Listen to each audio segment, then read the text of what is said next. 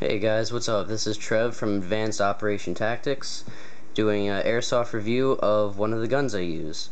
This is the Caspian 3.8 Hi-Capa 1911 gas blowback pistol. Starting off, I kept the box for review purposes. I usually don't hold on to them. You can see it's full metal. The hop-up is adjustable. It shoots 300 FPS with .2 BBs. I've figured that the way I've chronoed it, it's been shooting between 312 and 318.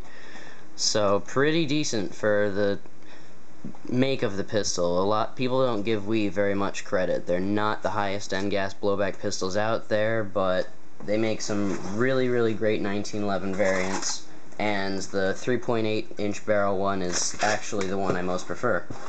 So in the box you get the pistol, the magazine. It comes with a little bit of test BBs that any of you guys know. You should never use the BBs that come with the guns, because chances are they're crap.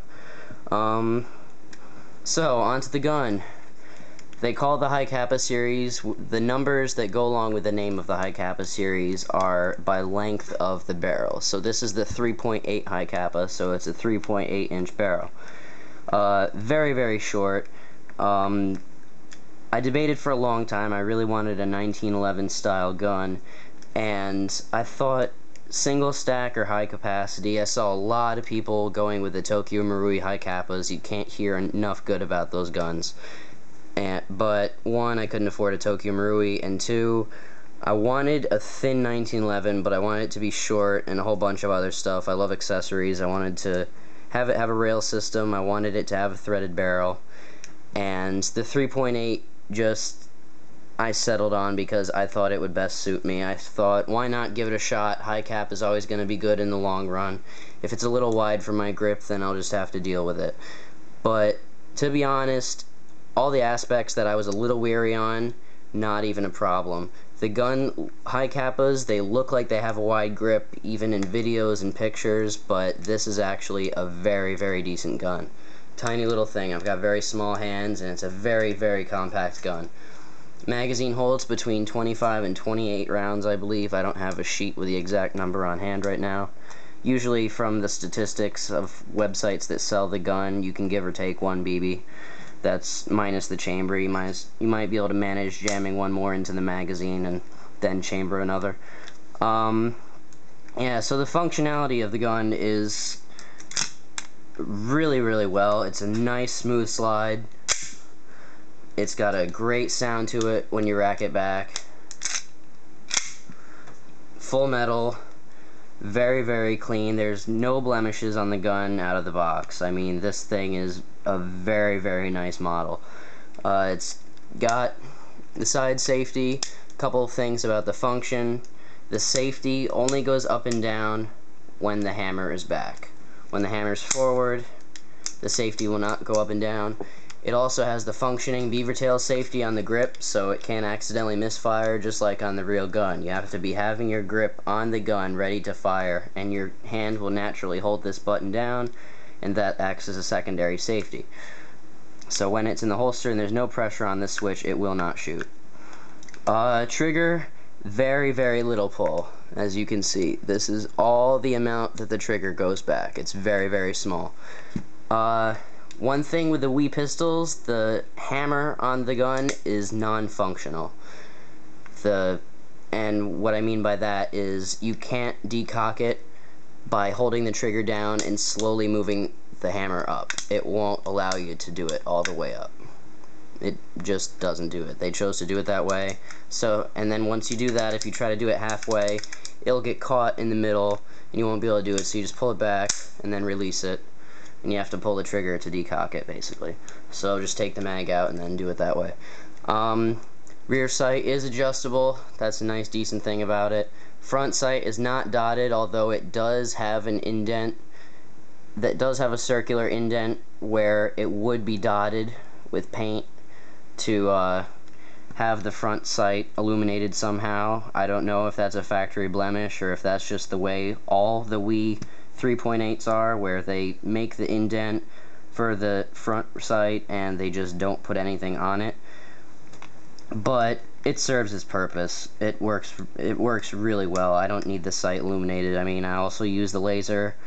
I don't usually use the laser and rely on that alone to aim with it. I usually look down the sights, but for video purposes, when I'm doing the first-person style videos, I always go with the laser just because it looks better and I don't have to worry about aiming perfectly when I'm doing the video. So next on, what I also did to this is I ordered a threaded barrel for it. You will find a lot of people hunting after the threaded barrels for these guns. So if you look up Hi-Capa 3.8 threaded barrel, they'll usually sold out everywhere. I found this on AirsoftOutletNW.com. So that's Northwest. It's a great website. They carry a lot of weird stuff that you don't normally find other places, and the stuff they carry that you do see other places, it's actually a lot less money. I found a lot of stuff there that was a lot cheaper. I usually order all my stuff from AirsoftAtlanta.com, and if I buy anything in store, it's at Strikeforce in Deer Park where we play. So, disassembly of the gun. Take the mag out. You pull the slide back, you line up the first tab towards the back. There's two. There's the slide catch, which catches there, and then there's the smaller one here. Line that up. Once it's lined up, you press the pin on the other side, and it'll pop this out. Pull that out, and then the slide will come off. And then with 1911s, it's not like 90% of all other pistols, where the assembly pulls out the back once you take out the spring guide. You have to take the spring, push the spring guide forward, pull it back out, and then it'll keep the cap from the front. You'll allow it to pull that out, and then you pull the assembly out the front. By pulling that cap out, it leaves room to take this assembly out. Now, outer barrel, you can see is what's moving in my left hand, and the inner barrel and the hop-up assembly is in my right. Hop-up adjustment wheel is right here. This black disc, you can't really see it because there you go, you can kind of see the teeth from it. Hop-up adjustment, it's got an arrow indicator at which level that you have it adjusted, so you can keep track of that. It is relatively loose, so if you bump it with your hand during disassembly, it will most likely move out of place, so just make note of where you keep the hop-up if it really matters that much to you. To take this out, it seems like it'll most likely slip out of place easily to remove the outer barrel off of the inner, but it does have this plastic stopper. See, it moves up on a notch, and then it's blocked. So what you do is it's a regular little Phillips head screw. Like, use a electronic screwdriver for wiring and anything with a really tiny head, and you can take that out. This plastic piece will move. You don't want to lose that. Take that out, it'll come out of the way, and you can just pull this right off. Threaded barrel. I was surprised when I ordered this. The picture on the website I ordered it from Atlanta. The barrel just had the classic Wee plastic orange tip at the end, which most people just pry off with a pair of pliers. But when I got in them, and so I went to another website that carried the threaded barrel, and I ordered that off of Airsoft Outlet Northwest. And my Atlanta order arrived at my house before my Outlet Northwest did, and it turns out that the gun did have a threaded tip on it. Now, if any of you guys are familiar, SOCOM Gear and We are the same company. They come with a threaded tip already attached, and it's you can just unthread it with a little bit of force. You can break it loose and unscrew it. So I have 2 threaded barrels for this gun. Not that worried about it. I was pretty happy. You can always have extras in case you strip the threads.